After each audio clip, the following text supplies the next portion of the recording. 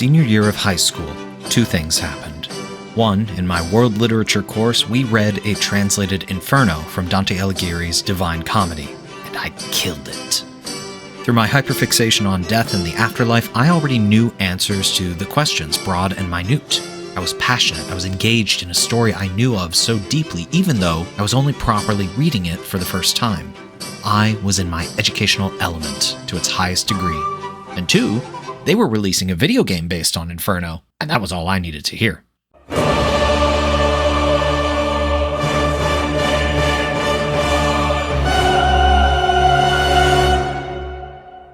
My little hummingbird heart was amped. As a gamer, this was great. This was in the heyday of the original God of War trilogy, and between my lack of PlayStation console and distaste for how that series handled interactions with female NPCs, I wasn't interested in the source material, but heavily inspired by properties were a different matter entirely. Source material aside, did I care why Dante was suddenly 1. Ripped as hell, 2. Not a poet, 3. Wielding a giant scythe, or 4. Literally blasting demons with divine Christian light? No, it looked sick. I wasn't about the mishandling of female NPCs in video games, but I was about violence and literary parallels. And there was violence in spades.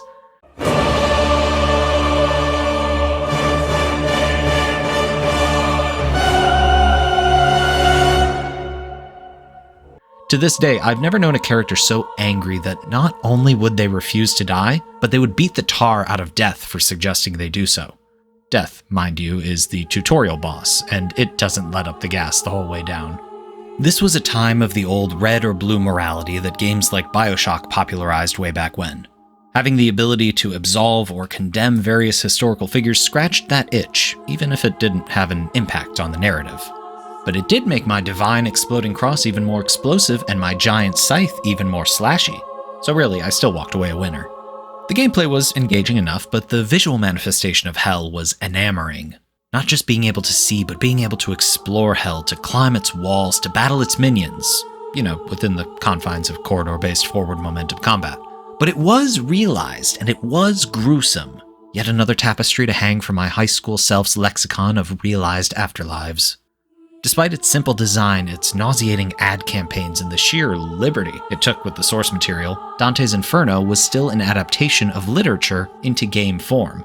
It was the first of its kind I had personally known and played, and that was enough, shortcomings be damned.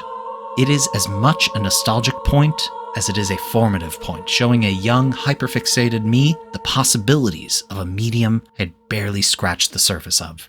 It gave me so much hope for the future of games as a form of storytelling, both original and adapted.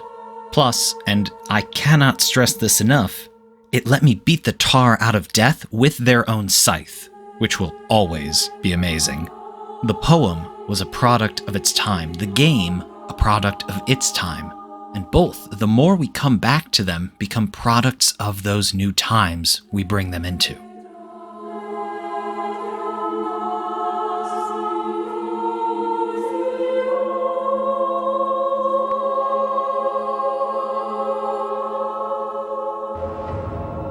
As a game, so much of Dante's Inferno made me feel like a Crusader-era Doom guy barreling through hell on my one-track mission. As a pure action game, it would have sufficed, exploding cross in one hand, the scythe of death in the other, as players waded further and further into hell. In an era of binary morality, in the late aughts and early 2010s, there is absolving and punishing, finishers with the cross and the scythe respectively. Players are forced to balance their playstyle with both what they want to be stronger in and what they need to fulfill perk prerequisites. Hell's forces scale as players descend further and further down, so players need to be prepared to meet them at their strongest. Playing Dante's Inferno with headphones was oppressive. The screaming, the wailing, the crushing noise, all of it painted a horrifying soundscape of hell. Naturally, it was at its strongest when the noise suddenly faded and then stopped entirely. But in a journey with no breaks, it worked extremely well to create that sense of underworldly pressure anxiety. In that journey, with no breaks, Dante's Inferno truly excels, and I remember appreciating that element back in high school too. It is neither too long nor too short. It keeps players on a forward momentum throughout, limiting exploration elements to a bare minimum, constantly ferrying players from overwhelming battle to anxiety-inducing puzzle.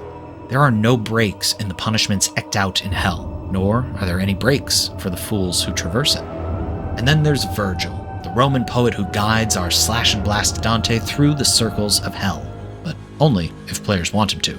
He's there, popping up and open to talk, but if players just want to blow right past him and keep on the rampage, they can.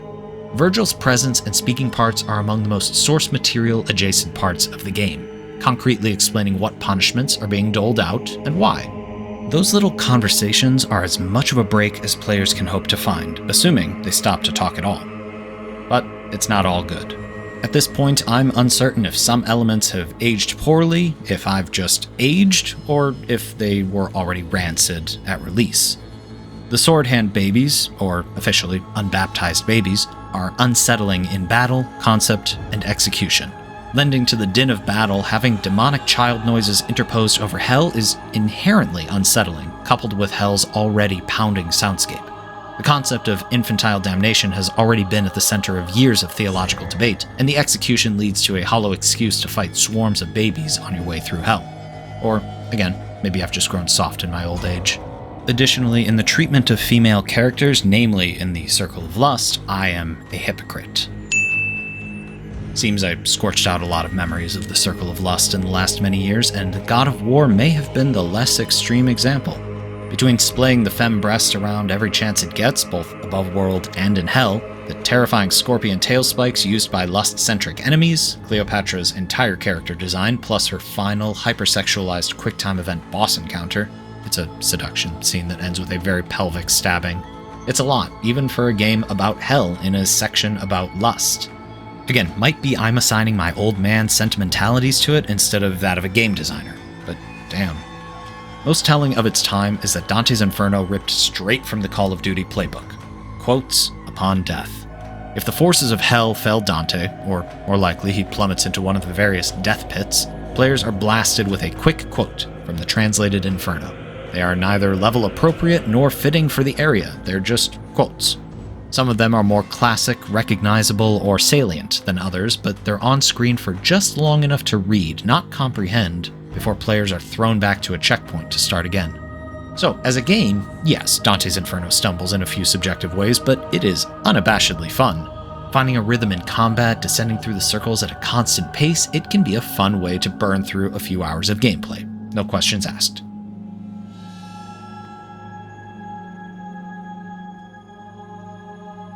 Dante's Inferno felt pulled in two directions: source material and wide appeal. Sometimes they line up, but other times not so much.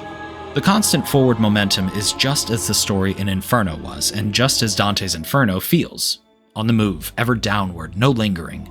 The poem is more concerned with getting Dante to see everything and understand as much as possible about hell. The game introduces the simple objective of save Beatrice, more on that later, pulling players and Dante further and further downward. Similarly, Virgil's existence as a guide is a direct pull from Inferno, equal parts informative, ominous, and human. The information he presents is, as mentioned, the most closely related to the text, and his exchanges with an ever-befuddled Dante, whether he be a poet or a crusader, are some of my favorite elements of the story. The mechanic of absolving and punishing gets a little wild with the source material too. On the one hand, yes, skill points in strengthening respective weapons, but also there are non-violent shades scattered throughout the 9 circles of hell. These shades are all historical figures with some fictional exceptions, ranging from Pontius Pilate to Attila the Hun, Orpheus to Mordred. Dante and players have the opportunity to absolve them of their sins, giving them a one-way trip to paradise, or punish them, sealing their souls in hell for all eternity. Players might look at this as a chance to boost certain weapon attributes, but I like to look at it as the story giving players the same liberties Dante, Alighieri, the original author, took with his poem, writing in who was damned and who was saved based on his understanding, his experience, and his faith.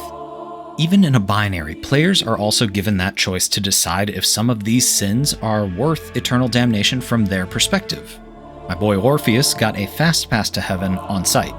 Boudica for her rightfully vengeance-fueled raising of Rome, Others for the sin of sodomy and the mere existence as an atheist, they all got a pass.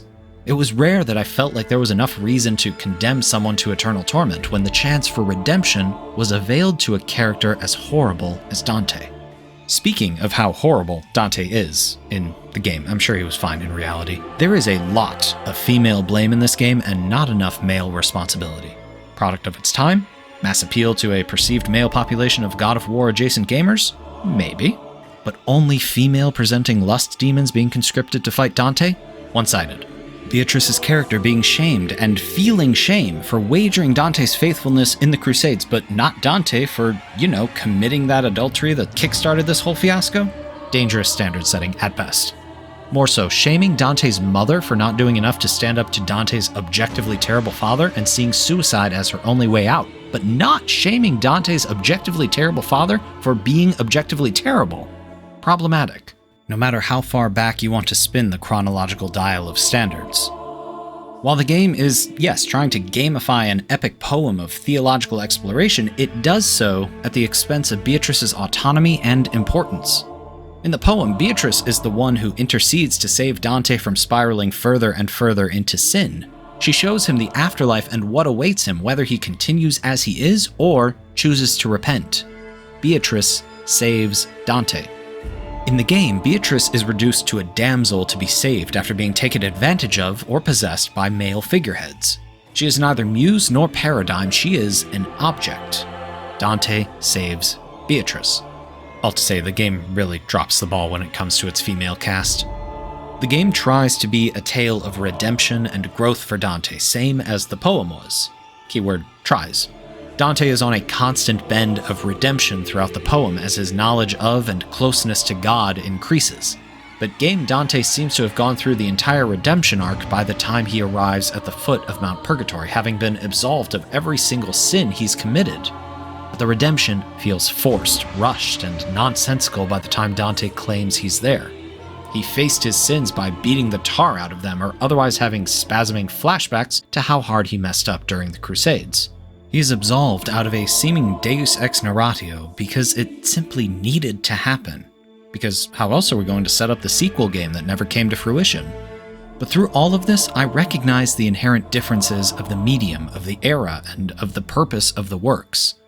The Divine Comedy and Inferno is an allegorical poem as much as it is a historical and moral snapshot, and a literal account of Dante's own life, experience, and perspectives. Dante's Inferno is an action game where, above all, players tear their way through a gruesome iteration of hell in pursuit of plot. They can both exist, share namesakes, and be their own works, together and independent of one another.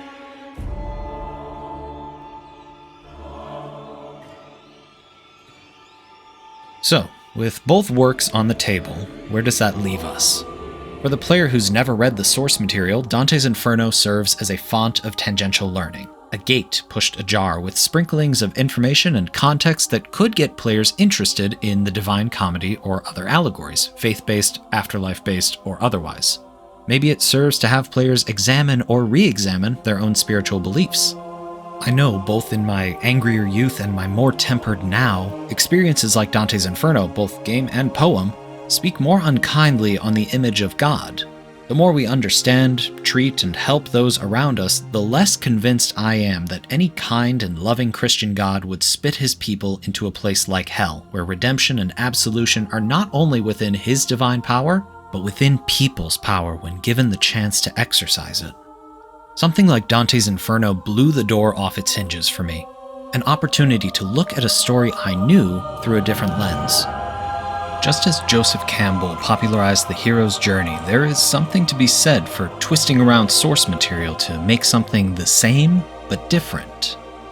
Dante's Inferno, the game, remains simultaneously as thought-provoking as players would let it be, just as it is fun to play and slash and blast as they want it to be.